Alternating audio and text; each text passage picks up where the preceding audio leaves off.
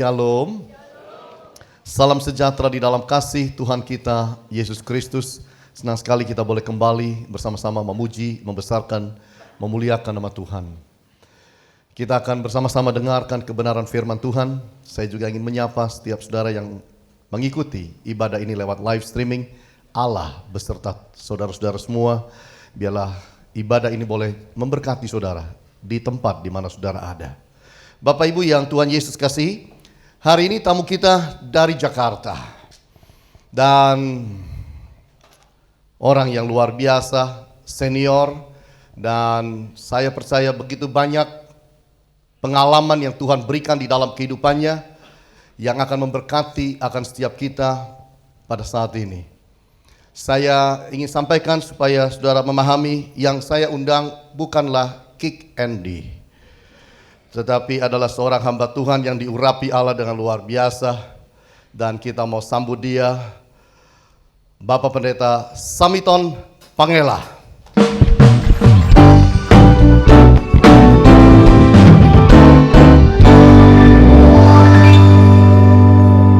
Terima kasih Pak Hani, shalom semuanya. Saya sudah senior sebab saya punya 2 putra, 1 putri. Nama saya Samiton Pangela. Istri saya Justina Ani beberapa waktu yang lalu ada hadir di sini. 2 putra, 1 putri dan 2 cucu, jadi saya udah cukup senior. Saya bekerja sehari-hari dari Senin sampai Jumat di perusahaan sebagai HRD dan sebagai trainer. Dan saya ada beberapa perusahaan yang saya juga kelola, tetapi di weekend saya melayani Tuhan dalam undangan khotbah, dan minggu sore biasanya saya melayani pengembalaan saya, satu kelompok daerah kumuh di kawasan Tanjung Priuk. Nah Bapak Ibu Saudara sekalian, hari ini saya diberi tugas dengan topik Aim Higher. Barangkali tolong kasih lihat slide-nya karena saya memikirkan tentang apa yang dimaksud tentang Aim Higher. Nah kalau Anda membidik sesuatu biasanya di tengah atau di pinggir? Di tengah, supaya apa? Karena angka yang di tengah itu nilainya lebih tinggi ya. Dan biasanya tentu lebih sulit. Yang di tengah itu cuma satu pilihan, kalau yang di pinggir banyak pilihan. Nah Bapak Ibu Saudara sekalian, Tuhan ingin supaya jemaat di sini juga meningkat. Supaya meningkat Anda perlu membidik yang tepat. Kalau membidiknya tidak tepat, dapatnya yang pinggir, angkanya kecil. Siapa yang mau meningkat bulan-bulan ini dan tahun ini? Mau meningkat? Nah kalau mau meningkat, membidiknya di mana? Yang tepat ya, yang di tengah. Nah ada satu hal yang menarik di dalam sejarah, silakan slide berikut. Tuhan memberikan 10 perintah Allah kepada Israel. Nah Bapak Ibu Saudara sekalian, waktu 10 perintah Allah ini diberikan, di dunia tidak ada satu suku bangsa pun yang punya undang-undang dasar. Semua tidak punya dasar hukum yang tetap di dalam mereka menjalankan kehidupan mereka dalam bermasyarakat. Seorang raja perkataannya itulah hukumnya. Seorang tuan tanah, seorang penguasa, perkataannya itulah hukumnya. Jadi kalau rakyatnya datang untuk membela atau minta pembelaan, dia datang kepada raja, "Raja, ini tetangga saya nyerobot, ini bagaimana?" Lalu kemudian raja berkata, "Gak boleh, ya coba kembalikan tanahnya." Itulah caranya mereka berkeadilan. Jadi raja yang berkeadilan itu biasanya didoakan, bansai, bansai, maksudnya umur panjang. Ya, karena jarang-jarang banget ada raja yang waras dan adil. Tapi kalau rajanya nggak waras dan nggak adil juga didoakan supaya apa? Bantai, bantai gitu ya. Kalau adil bansai, maksudnya 10.000 tahun ya umurnya. Nah Bapak Ibu, itulah kehidupan masyarakat waktu itu. Tapi bangsa Israel mendapat anugerah sebagai satu bangsa yang mendapatkan undang-undang dasar pertama kali di dunia. 10 perintah Allah. Sejak itu seluruh dunia sampai hari ini dipengaruhi dari 10 perintah Allah ini. Ya, walaupun negeri Republik Tiongkok komunis, ya, tapi dipengaruhi sama 10 perintah Allah ini. Ya, negara-negara yang kita sebut sajalah bukan negara agama atau negara apa, dipengaruhi oleh 10 perintah Allah ini. Ya, seluruh dunia relatif dipengaruhi. Nah Bapak Ibu Saudara sekalian, yang menarik dari 10 perintah Allah ini dibagi 2 bagian. Silakan slide-nya. bagian yang pertama terdiri dari 4 perintah. Ya, mengatur antara manusia dengan Tuhan. Sebutkan, manusia dengan Tuhan. Ya, aku Allahmu kata Tuhan, dia memperkenalkan diri. Yang kedua kata Tuhan, jangan menyembah patung, jangan menyembah patung atau lukisan sebab itu bukan Tuhan, itu buatan tangan manusia. Yang ketiga, jangan menyebut nama Tuhan sia-sia. Dan yang keempat, kuduskanlah hari Sabat. Itu terdiri dari 4 perintah, 4 hukum. Mengatur antara manusia dengan Tuhan. Nah, yang menarik, yang kedua itu terdiri dari 6 perintah. Itu mengatur antara manusia dengan manusia.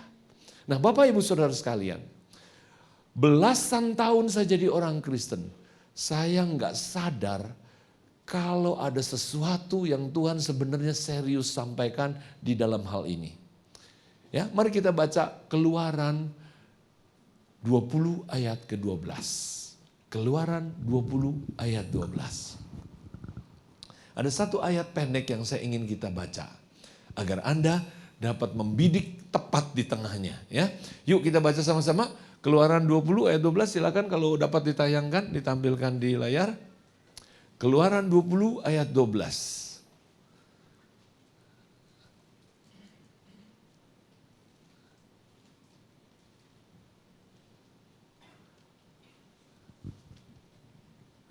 Sudah? Oke, yuk kita baca sama-sama. 2, 3. Hormatilah ayahmu dan ibumu supaya lanjut umurmu di tanah yang diberikan Tuhan Allahmu kepadamu. Saya mau tanya dulu, berapa banyak Anda ingin ayat ini berlaku buat hidup Anda? Hah? Amin? Nah Bapak Ibu, dari 6 perintah mengatur antara manusia dengan manusia, itu tidak dimulai dengan jangan membunuh. Tidak dimulai dengan jangan mencuri. Tidak dimulai dengan jangan berzina. Tetapi Tuhan berkata, hormati ayah dan ibumu. Saya nggak pernah perhatikan, kenapa Tuhan taruh hormati ayah dan ibumu itu di urutan pertama. Di dalam hal mengatur manusia dengan manusia. Hari ini kalau Anda membunuh masuk penjara. Tapi Anda galak dikit sama orang tua, nggak ada yang masukin penjara. Tapi pada zaman hukum ini diberikan, kalau seorang anak membentak bapaknya, dirajam. Jadi di mata Tuhan, hormati orang tua itu sangat serius. Nah Bapak Ibu, sayangnya di dalam kekristenan, saya udah jadi orang Kristen 30-an tahun, saya belum pernah dengar orang berkhotbah tentang hormati orang tua dari menit pertama sampai menit terakhir. Disinggung-singgung dikit sering. Tapi dijelaskan gak pernah. Sehingga ada gambaran, persepsi bahwa yang namanya hormati orang tua itu punyanya Konghucu. Punyanya orang Buddhis. Orang Kristen gak terlalu. Ya kalau Anda tanya-tanya pada umumnya begitu. Gak salah sih. Kenapa? Karena kita seringkali mengajarkan hal-hal yang artinya nggak terlalu membahas itu. Nah Bapak Ibu, hari ini izinkan saya sharing. Kalau Anda membidik di tengah, Anda tahu nggak? Yang vertikal itu urusan kita dengan Tuhan, lalu yang horizontal itu untuk urusan kita dengan manusia. Di tengah-tengahnya itu adalah hormati orang tua. Dari 10 perintah, nggak ada yang mengandung janji. Nggak ada janji berkat. Cuma hormati orang tua yang ada janji berkat. Jadi apa artinya? Kalau kita tidak beres di dalam hubungan kita dengan orang tua, kita vertikal kagak beres, horizontal nggak beres. Kenapa? Kenapa ini begitu serius? Karena saya termasuk orang yang sebenarnya saya pikir saya aman terhadap ayat ini. Saya bukan orang yang terlalu durhaka sama papa mama. Saya ngerti tata krama, sopan santun, gak pernah caci maki, gak pernah dendam. Ya, jadi kalau lagi makan saya hormati panggil, ya saya duduk kalau lagi makan nunggu orang tua ambil dulu. Ya, kalau ada kepala ayam itu jatah papa saya, kalau ada pantat ayam itu jatah mama saya. Itu mitosnya orang-orang kelompok suku kayak tertentu gitu ya. Jadi kita ngertilah sopan santun. Tapi kalau dibilang saya kangen, sayang sama papa mama, enggak juga. Kenapa? Ya nggak tahu. Kalau deket sama papa, rasanya hawanya panas. Katanya ciong katanya ya. Kenapa? Habis kalau saya dekat ngobrol, dia maunya bantah terus. Jadi kalau papa ngomong, saya juga pengennya bantah. Daripada kita jadi rame, agak jarang lah ketemu. Jadi saya setahun, ya saya ketemu cuma 5 kali. Papa ulang tahun, mama ulang tahun pernikahan mereka, Cynthia, dan kalau sempet. Saya pikir saya nggak kangen. Ya logis lah, rasionalnya kenapa? Saya cowok sih nggak usah pakai kangen-kangen, cengeng banget. Ya kalau cewek bolehlah kangen sama papa mama. Kita anak cowok nggak usah. Saya pikir saya rasional, normal. Ya. Dan kemudian saya nggak ada khawatirnya kalau papa mama sakit. Kenapa?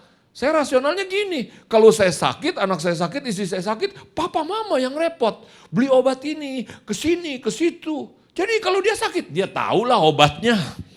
Ngapain gue yang pikirin? Ya, jadi saya pikir begitu. Tapi saya nggak tahu loh, kalau ternyata saya punya masalah dengan ayat ini. Kapan saya tahunya? Tahun 2002 saya pisah sama istri. Ya, setelah saya melayani Tuhan dari umur 19, umur 41, malah saya pisah sama istri. Kan kalau orang bilang mantan copet jadi pendeta mulia. Kalau saya mantan pendeta jadi penjina saya. Ya, hancur adul kan. Jadi umur 41 saya pisah sama istri saya. Pisah apa? Pisah kamar, pisah ranjang. Terus ngapain? Mabuk-mabuk, berzina tiap hari. Nah dalam keadaan seperti itu saya juga pengen jadi benar lagi. Dan saya pergi ke konselor. Dalam proses konseling, ya cukup lama tuh. Dari tahun 2004 saya mulai konseling. Terus kemudian nanti tahun 2008, 2009 konselor saya akhirnya menemukan Bapak ada masalah dengan orang tua. Di situ saya baru sadar. Nah hari ini saya mau share dengan Anda.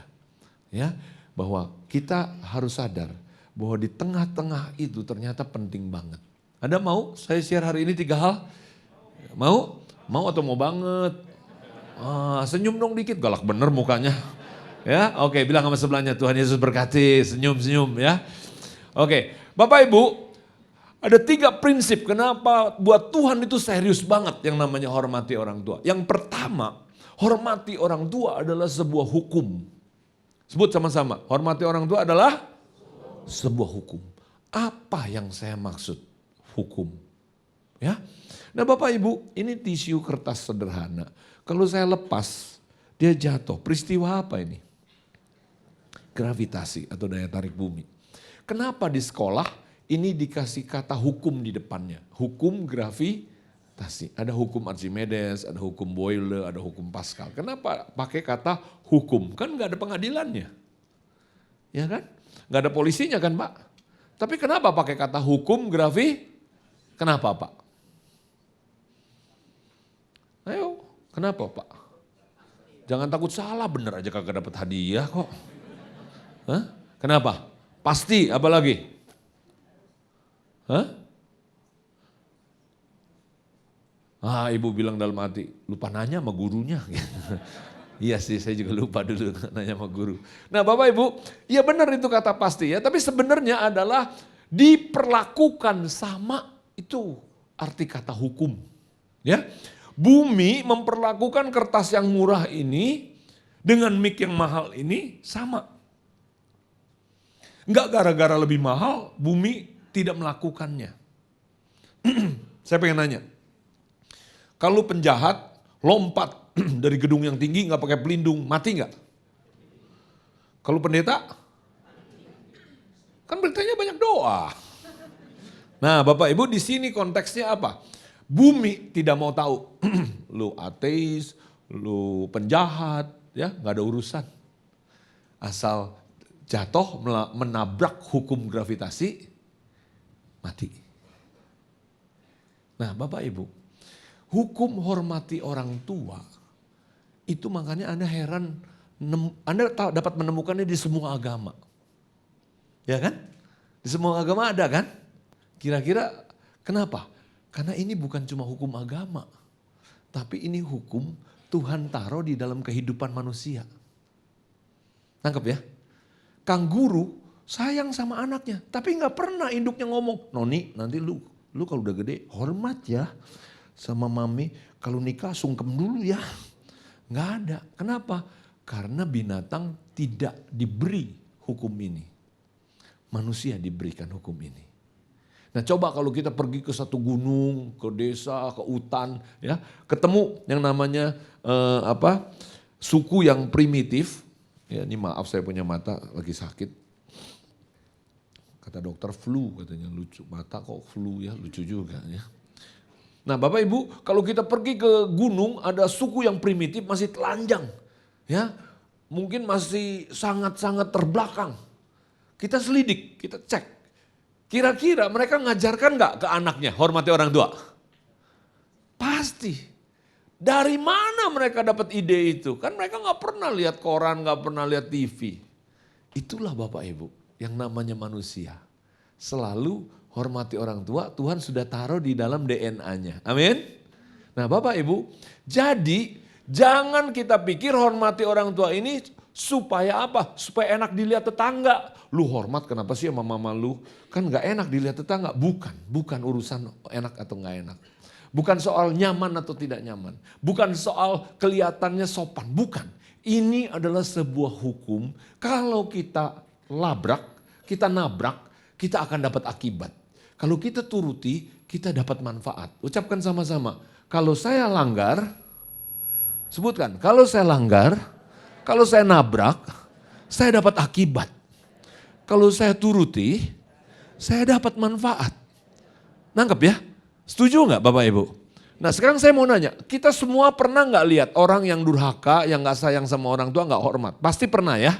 Menurut Anda, dalam jangka waktu hidup mereka yang cukup panjang, mereka begini atau gini? Coba tangannya keluarin semua. Gini atau gini Pak? Yakin Pak? Yakin ya? Pak, yakin ya?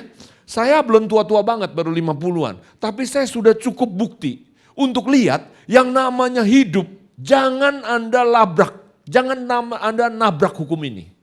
Jangan. Enggak perlu polisi, enggak perlu ada pengadilan. Begitu kita enggak hormat di hati, kena kita. Nangkep enggak? Sama kayak kita, kalau saya lompat nih dari gedung, enggak pakai pelindung, mati, itu bukan dikutuk Tuhan namanya. Tapi saya nabrak. Nabrak apa? Hukum gravitasi. Ngerti ya? Nah Bapak Ibu, seorang masih muda, pinter, kerja keras, rajin, cup, mencapai puncak karir. Tapi dia gak hormat lu sama orang tuanya. Apa yang terjadi? Tiba-tiba jatuh. Sering lihat kan Pak? Sering kan Pak? Kayak dia nabrak tembok. Kayak jalan tuh tiba-tiba buntu dan gelap. Bangkit lagi, namanya rajin, ya namanya orang yang gak mau pantang mundur, terus kerja keras, naik lagi. Terus apa yang terjadi? Jatuh lagi. Entah namanya kecelakaan, entah yang namanya sakit, entah yang namanya cerai, entah yang namanya tiba-tiba bangkrut, entah namanya tiba-tiba ditipu, ada aja. Dan itu bukan dikutuk Tuhan Bapak Ibu. Tapi nabrak apa? Hukum hormati orang tua. Itu yang pertama. Yang kedua, kenapa kita ini harus hormati orang tua? Dan bagi Tuhan sangat serius. Sangat serius. Karena, silakan slide-nya. Karena orang tua kita adalah hadiah yang pertama yang Tuhan berikan kepada kita. Ketika kita lahir, Bapak Ibu boro-boro cari duit. BAB aja belum becus. Buang air besar aja belum becus, benar nggak? Buang air kecil juga nggak tahu kan caranya kan? Istilahnya ngompol nggak jelas kan? Manusia adalah makhluk satu-satunya yang perlu dirawat. Kalau ayam begitu netes cari makan sendiri Bapak Ibu. Kalau binatang yang lain begitu dia lahir tidak ada yang perlu bimbing dia jalan. Kambing itu begitu lahir dia nggak perlu dilatih untuk berjalan. Dia dapat berjalan sendiri. Tapi manusia enggak, harus dirawat. Jadi orang tua kita mau nggak mau itu adalah hadiah yang Tuhan berikan untuk ngurusin kita. Dan dia adalah orang paling berjasa dalam hidup kita selain Tuhan Yesus. Ada yang bilang amin. Gak ada lagi Pak orang yang lebih berjasa dari orang tua kita Pak. Bapak bilang di kantor bos gue berjasa. Enggak Pak, emang bos lu pernah cebokin lu? Enggak kan? Orang tua kita kan cebokin kita. Iya kan? Dan orang tua lagi ngerawat kita Pak. Jangan Bapak pikir di jidat kita ada tulisan bakal kaya. Jadi orang tua kita ngurusinnya semangat. Enggak ada. Orang tua juga enggak tahu kita ini bakal jadi apa. Setuju ya? Tapi dia melakukannya dengan tulus. Dan orang tua menerima kita juga sebagai hadiah. Ketika ibu kita mengandung, terpaksa dia harus berkorban. Tadinya hobinya main voli, dia enggak main voli. Ya, kegiatan-kegiatan dikurangi. Kenapa? Lagi mengandung. Begitu udah lahir, wah tambah repot. Begadangan, ya. Mesti ngurusin, tengah malam bangun, minta susu. Wah repot lah pokoknya kalau punya baby. Ya. Begitu kita udah besar, lupa lu kita sama penderitaan orang tua kita. Ya. Bapak Ibu, saya baru sadar. Kalau saya menghormati Tuhan, saya harus menghormati hadiahnya. Saya tidak boleh komentar tentang hadiahnya ini cocok atau tidak. Saya dulu bilang, gue gak suka emak gue, kenapa? Cerewet. Kalau telepon saya, iya mama, iya. Udah mama, udah jelas, iya. Aduh mama, iya. Saya pikir, memang tragedi kalau kita nggak cocok, nggak suka sama orang tua, tapi saya pikir itu normal. Baru saya sadar, bagaimana mungkin saya menghormati Tuhan kalau hadiahnya saya nggak hormati. Jadi alasan untuk saya menghormati papa mama bukan karena papa mama cocok, bukan papa mama baik, bukan papa mama sempurna. Tapi kalau saya menghormati Tuhan, saya harus menghormati hadiahnya. Dan kalau saya tidak menghormati hadiahnya, akibatnya apa? Akibatnya saya juga sulit menghormati orang lain. Mama papa saja yang berjasa saya nggak hormati, mana mungkin orang lain saya dapat hormati. Omong kosong kan? Nah Bapak Ibu, juga omong kosong saya dapat menghormati pasangan saya. Omong kosong saya dapat mencintai istri saya. Kenapa? Mama saya saja yang berjasa saya nggak cintai, nggak terima kekurangannya. Bagaimana mungkin saya mencintai istri saya? Nah di situ Tuhan berkata kepada saya, kamu kalau mau dipulihkan keluargamu, kamu beresin dulu hubunganmu dengan papa mama. Nah saya baru ngerti loh Bapak Ibu. Implikasinya akibatnya begitu jauh. Bagaimana mungkin saya menghormati lembaga pernikahan saya kalau papa saya nggak hormati. Bagaimana mungkin saya dapat menerima kekurangan istri saya kalau mama saya saja yang telah berjasa saya nggak hormati dan kasihi. Saya baru ngerti. Kenapa Tuhan serius dengan menghormati orang tua.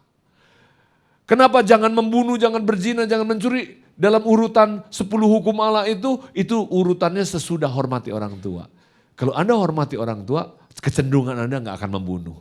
Kalau Anda hormati orang tua, kecenderungan Anda nggak berzina. Kalau Anda hormati orang tua, kecenderungan Anda nggak mencuri. Kenapa? Karena kita menghormati orang tua. Bapak Ibu Saudara sekalian, lalu saya mulai berdoa, Tuhan saya pingin dipulihkan dengan papa dan mama. Mumpung mereka masih hidup. Ya, nah saya nggak tahu kalau kata-kata yang gumam doa ini, saya nggak berdoa khusus, cuma berkata dalam hati, dalam batin. Tuhan, aduh pengen saya dipulihkan papa mama mumpung masih hidup Dijawab Tuhan cepat loh Bapak Ibu. Nggak lama papa saya telepon. Tat, lu ada waktu nggak? Kapan Pak? Tanggal sekian ke sekian, kemana? Ke Cungko. Temenin papa, iya. Mama kenapa? Mama lu kurang sehat. Saya baru ngerti. Tuhan ngatur Bapak Ibu. Biasanya kalau mama sehat, saya nggak diajak. Kalau saya mau ikut juga nggak boleh. Kalau saya ajak papa pergi berdua, juga nggak mau dia. Ya, jadi Tuhan atur begitu rupa, kita pergi berdua. Wah, saya pikir ini nanti tinggal di hotel beberapa hari ya, makan sama-sama, ada reunian di Cungko. Saya pikir bakalan terjadi pemulihan. Udah semangat saya. Bawa kamera, saya mau rekam setiap momen. Masuk ke pesawat saya foto, duduk saya foto, makan saya foto, tidur saya foto. Ke WC saya foto juga Bapak Ibu. Ya pokoknya semua saya abadikan. Nanti kalau Papa meninggal saya punya fotonya. Wah tapi hari kedua Bapak Ibu, Papa saya udah tidur, saya berlutut di pinggir ranjang di hotel. Saya bilang sama Tuhan, Tuhan ternyata gak kuat pengen pulang. Kenapa? Tingkat kecerewetan Papa saya melampaui ambang batas kemampuan saya Bapak Ibu. Astaga, Papa saya kenapa cerewet banget ya? Kenapa? Karena semua dikomentarin, saya pakai baju, pakai sepatu, komentar. Memang mama saya pernah bilang, bapak lu dulu masih muda tuh pendiam, udah makin tua makin cerewet. Saya pikir ini black campaign. Kenapa? Papa mama emang kurang akur ya, dua koalisi ini. Jadi saya pikir ini kampanye hitam lah, saling menjelekkan. Nggak taunya bener, saya belum pernah pergi sama papa seharian, jadi saya nggak tahu cerewetnya kayak apa. Astaga, saya bilang, bener loh. Nah yang paling saya nggak kuat adalah saya diperlakukan kayak anak kecil. Memang papa saya waktu itu 79. Orang tua yang sudah amat tua. Tapi saya juga udah tua kan 49 waktu itu. Ini bukan baru numbu Bapak Ibu, ini model terakhir. Maksudnya udah gak ada pilihan. Jadi sesama orang tua harus saling. Situ udah tua, sini juga udah tua. Jadi saling menghormati dong. Masa udah 49, udah sore-sore, mandi cepet, nanti sakit deh. 49 mandi diatur. Tersinggung saya. Si papa ini lupa kalau saya lahirnya kapan. Ya, apa dia lupa saya pernah jadi pemimpin bla bla bla. Pakai jaket, nanti masuk angin. Gue mau telanjang, mau apa urusan amat. Si babe aneh-aneh aja, tersinggung saya. Ya, nah yang paling kesel kalau di meja makan, kalau di hotel kamar masih mending lah, nggak ada orang ya. Di meja makan kan banyak orang. Jangan, ini nggak boleh, ini boleh. Ini pakai sumpit coba. Di Cungko nggak pakai sumpit mau pakai apa? Ya, saya juga pandai pakai sumpitnya udah bener. Tapi papa akhirnya saya cemberut. Sisa berapa hari di Cungko tuh muka saya udah asem, cemberut. Bahkan pernah saya gak makan loh. Lu kan gak makan? Enggak lapar gua. Jadi judes saya. Pulang ke Jakarta, saya perasaannya sedih, nyesel. Ya Tuhan ini bukan pemulihan, ini kenangan pahit nih. Kalau papa mati saya gak pulih nih, gimana ya? Aduh Tuhan, saya ngomong gini, nggak lulus nih kalau ujian nih Tuhan. Boleh nggak ujian susulan? Gitu loh saya ngomong. Dijawab Tuhan lu Bapak Ibu. Saya selama ikut Tuhan, doa yang paling cepat dijawab itu urusan begini nih.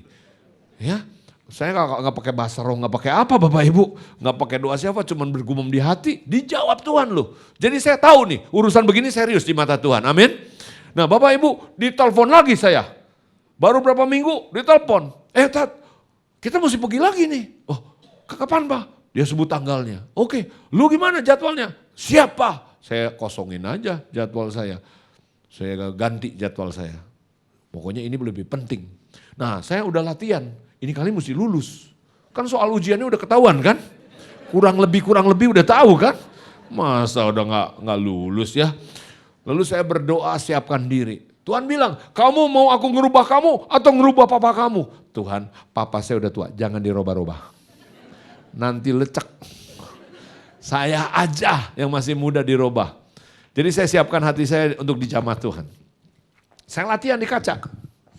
Mandi. Siap. Jawabannya masih kurang asik, masih garing ya. Pakai jaket. Siap. Saya latihan. Pokoknya saya latihan sampai mandi sana. Iya Pak. Lulus nih kali ini ya. Saya udah latihan pokoknya. Dan berangkatlah saya untuk kedua kali. Terus kemudian biasa, mandi sana, udah sore. Dia kalau ngomong nyolot begitu. Mandi sana, udah sore. Iya Pak. Mukanya udah senyum kan, masuk ke kamar mandi saya. Tapi di sini masih gerundel. Mandi, emang anak kecil.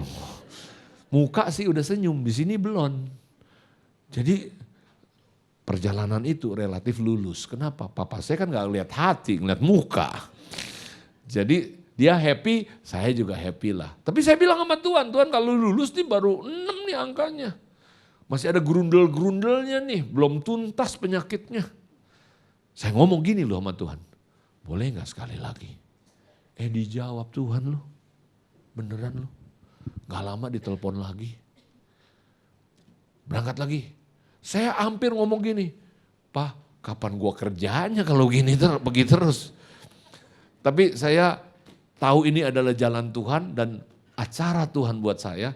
Jadi saya bilang, oke Pak, berangkat Pak. Saya udah siap, pengen lulus dapat angka 10 saya. Kira-kira udah jamnya kan saya udah tahu. Saya duduk di pinggir ranjang. Terus dia liatin saya. Lu lagi ngapain? Lagi nunggu. Nunggu apa lu? Dia orangnya nyolot begitu. Iya ada yang gue tunggu. Lu janji sama temen? Ya dicungkuk, janji sama siapa gue? Lalu nunggu siapa? Iya udah jangan nyolot Pak, tenang aja. Ada yang gue tunggu. Terus dia lihat, udah sana mandi. Itu yang gue tunggu. Nunggu soal ujian. Terus saya masuk kamar mandi. Nah kali ini Bapak Ibu agak lama. Kenapa? Karena di kamar mandi saya jadi nangis. Kenapa saya nangis? Saya bersyukur saya gak ada gerundel-gerundelnya lagi. Saya merasa, aduh Tuhan terima kasih. Kalau Tuhan gak jamah hati saya, gak mungkin. Tapi Tuhan sudah rubah saya. Orang tua saya gak berubah, saya yang berubah. Dan saya merasa kok nikmat dan adem gitu. Keluar dari kamar mandi, saya gak pengen dia lihat mata saya agak merah. Lalu saya pijetin belakangnya, punggungnya. Udah pas ini aku pijitin, kenapa lu? Udah lama nih aku gak pijitin papa. Dulu SMP kan aku suka pijitin. Aku pijitin. Sebenarnya saya pengen colong-colong lihat mukanya. Soalnya saya baru sadar, udah lama saya gak lihat mukanya ya. Jadi saya baru perhatiin, astaga hancur banget. 79. Jadi saya bilang, aduh Tuhan kelewatan ya saya gak tahu ya. Kalau papa saya sudah getting old, udah jadi tua begitu ya. Terus saya pegang tangannya, aduh udah keriput ya. Udah tua, udah kering, aduh. Di satu sisi saya nyesel, di satu sisi saya bersyukur saya masih ada waktu. Sejak itu saya udah nggak lagi panas kalau ketemu dan saya sering sekali mampir ke rumahnya untuk duduk. Dan dia ngomong apa aja sekarang udah kayak musik yang indah. Kayak orkestra gitu ya. Selalu saya bilang Pak, dalam hati ngomong Pak, jangan berhenti. Yang saya takut kalau dia berhenti ngomong alias meninggal. Saya takut sekali kehilangan mereka. Kenapa Bapak Ibu? Saya terlambat. Di sini siapa yang orang tuanya masih hidup? Coba angkat tangan. Bapak Ibu, sejak saya akhirnya dapat pulih dengan papa, dengan mama. Mama sering saya telepon. Ya, padahal percakapan dengan mama via telepon jarang lebih dari 3 menit. Ma, udah makan obat? Udah makan? Udah. Topiknya gak bakalan banyak. Kan gak mungkin. Ma, dolar naik mah. Ternyata orang tua gak butuh harta, gak butuh apa-apa. Dia butuh kasih sayang. Kalau saya gak telepon dia bilang, aduh gue kangen. Iya Ma, aku juga kangen sekarang. Kalau dulu dia selalu cari saya, sekarang saya yang cari dia. Memang November lalu saya sangat kehilangan karena Tuhan panggil mama saya akhirnya. Tapi sebelum dia meninggal dia selalu bilang gini, aduh gue sakit-sakitan, gue setiap hari badan gak enak sakit dari ujung kaki sampai ujung kepala ya. Enaknya sih gue meninggal aja lah pulang ke surga. Iya sih Ma, memang paling enak. Tapi Mama bertahan 1 hari saya bilang. Dengan semua rasa sakit yang Mama tanggung. Mama mesti ingat bahwa Mama lakukan itu berharga buat saya. Membuat saya semangat. Membuat saya Memang benar ketika dia akhirnya meninggal saya seperti kehilangan banget ya. Kehilangan dorongan yang luar biasa. Saya ingin beritahu buat dia bahwa dia hidup satu hari itu dia berharga. Walaupun dia tidak dapat lagi melakukan banyak hal, nggak dapat cari uang, nggak dapat ngurusin rumah tangga, tapi dia berharga buat saya. Nah Bapak Ibu pulang dari tempat ini, kau peluk, kau cium orang tuamu, kau telepon beritahu mereka bahwa mereka adalah hadiah yang terbaik yang dari Tuhan. Amin. Beritahu mereka bahwa mereka adalah pahlawan sejatimu. Beritahu mereka bahwa engkau bangga. Waktu mama saya belum meninggal, saya evaluasi setiap tahun 2 kali sama mama. Ma, evaluasi saya dong. Lalu mama saya, seminggu sebelum dia kena stroke. Lu seperti orang lain, gue udah gak kenalin. Lu jadi orang yang berbeda. Karena dia tahu dulu saya gak sayang dia. Kemudian saya jadi sayang. Itu karena Tuhan Bapak Ibu. Nah ketika saya dapat menghormati mama saya dan papa saya jadi mudah untuk mencintai istri saya dengan segala kekurangannya. Dan saya juga lebih mudah untuk menerima hormat. Istri saya jadi lebih mudah hormati saya. Dan anak saya juga jadi lebih mudah menghormati saya. Sederhana, semuanya tiba-tiba berubah. Ya. Maliaki 4 ayat ke-6 ini kita baca. Maliaki 4 ayat ke-6. Satu ayat yang unik sekali. Ini ayat terakhir, pasal terakhir, kitab terakhir dari perjanjian lama. Menurut Anda kira-kira penting gak? Ya, rasanya kita perlu perhatikan. Karena ayat ini mempersiapkan kedatangan Yesus yang pertama, tapi sekaligus dapat juga diartikan persiapan kedatangan Yesus yang kedua. Mari kita baca ayatnya. Yuk silahkan ditampilkan Pak. Maliaki 4 ayat yang ke-6. Ada kesulitan?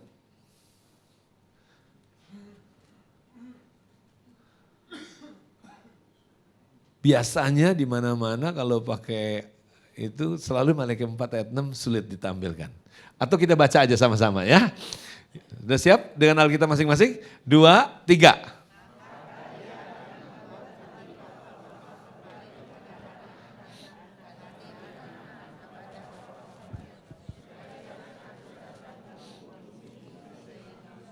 Bapak Ibu, ayat ini saya terjemahkan ke bahasa sehari-hari.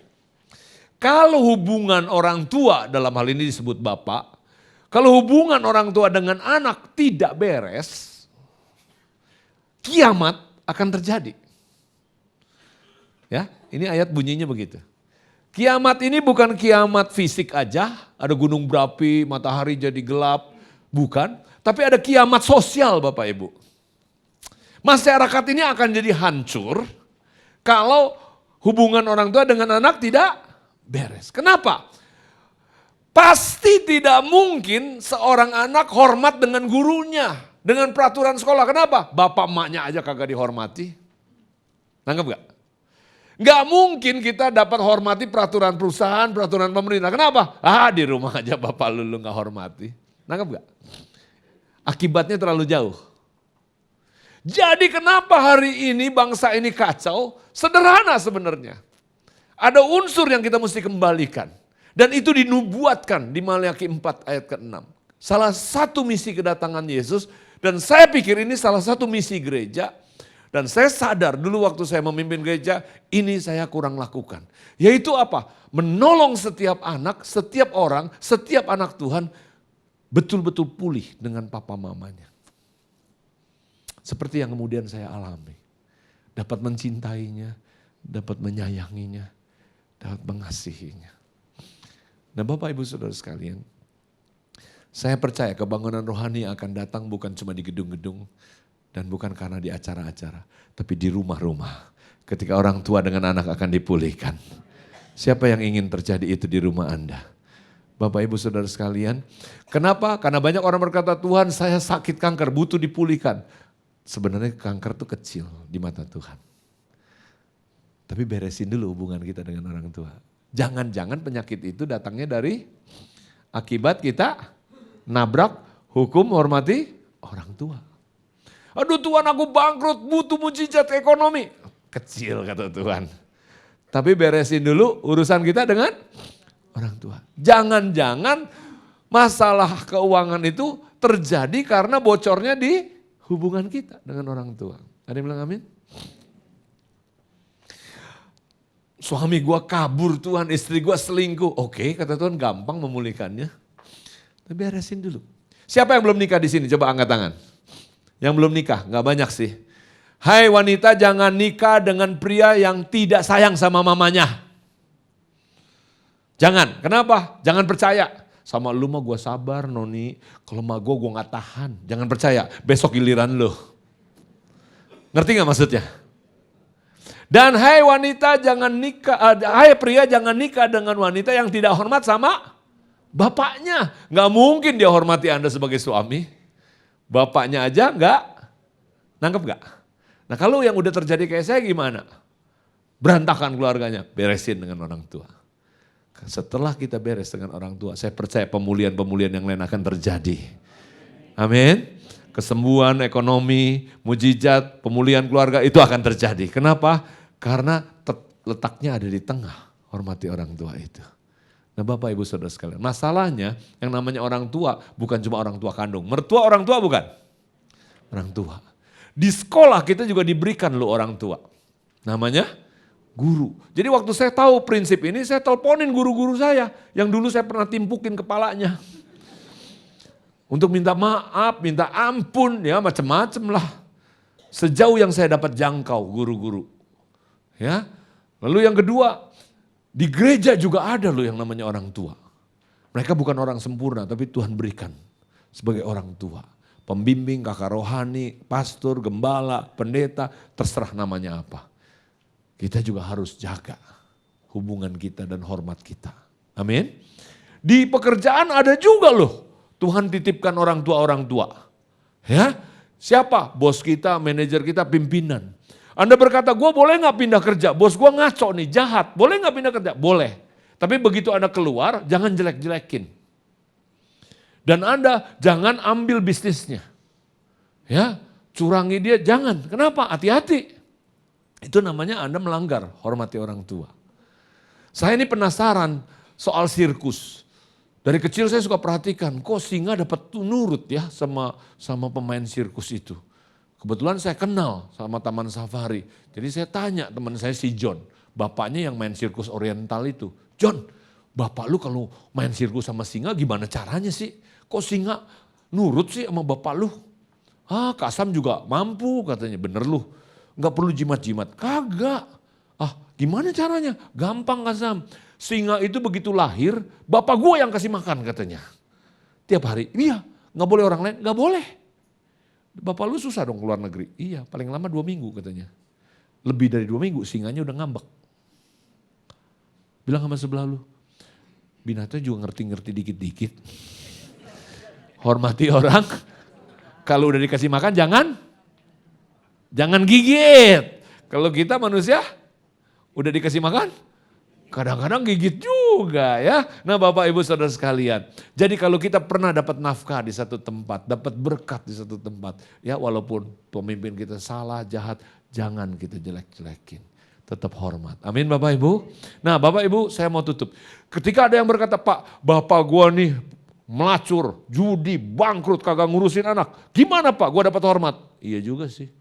Bener bapak lu sih kagak pantas dihormati. Terus gimana? Ya terserah lu.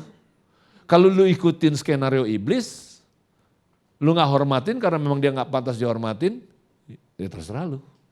Tapi yang pasti hidupnya gak diberkati. Anak cucunya, papa saya sama orang tuanya gak ngomong 25 tahun. Jadi terus nih nurun nih skenario iblis kalau saya terusin. Tapi kita boleh pilih skenario Kristus.